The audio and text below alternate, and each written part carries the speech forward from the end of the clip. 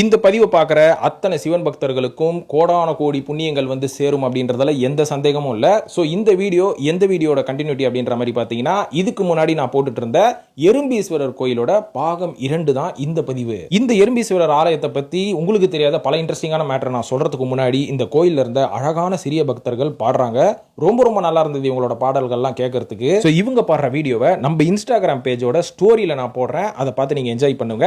So இந்த கோயிலோட மீதி வரலாறு என்ன அப்படின்றத இப்ப நான் சொல்றேன். அதாவது தென்னிந்தியர்களின் கைலாயமாக இந்த கோயில் வந்து கருதப்படுது அப்படின்ற மாதிரி ஒரு குறிப்புல சொல்றாங்க. இதையும் தாண்டி பௌர்ணமி தினம் வந்துட்டாலே எல்லாரும் திருவண்ணாமலையில போய் கிரிவலம் போகணும்னு எத்தனை பேர் ஆசைப்படுவோம் இல்லைங்களா? ஆனா அத்தனை பேரால திருவண்ணாமலை போய் கிரிவலம் சுத்த முடியுமா அப்படின்றது டவுட் தான். ஆனா திருச்சி மாவட்டத்தில் இருக்கிற அத்தனை பேரும் கிரிவலம் சுத்துற ஒரு சிவன் மலை எதுன்னு பாத்தீங்கன்னா இந்த எறும்பீஸ்வரர் கோயில் இருக்கிற மலை தானா. போன பதிவுல சொன்ன மாதிரி இந்த கோயிலில் இருக்கும் லிங்கம் மண்ணால் ஆன ஒரு சுயம்பலிங்கம் அப்படின்றனால இந்த லிங்கத்துக்கு அபிஷேகம் அப்படின்றதே பண்ண மாட்டாங்களாம். அது மட்டும் இல்லாம இந்த கோயில் மலையோட உயரம் கிட்டத்தட்ட 60 அடின்னு சொல்றாங்க. 125 படிகள் இந்த கோயில்ல இருக்குது. மேலும் 2000 வருஷம் பழமையான இந்த கோயிலோட நெய்வேத்தியத்தை இன்னமும் எறும்புகள்லாம் வந்து சாப்பிடுதான். அந்த மாதிரி சாப்பிடுறத பார்க்குற பக்தர்கள் இன்னமும் சிவன் தான் எறும்பு வடிவில் வந்து சாப்பிடுறாரு அப்படின்ற மாதிரி நம்பப்படுது.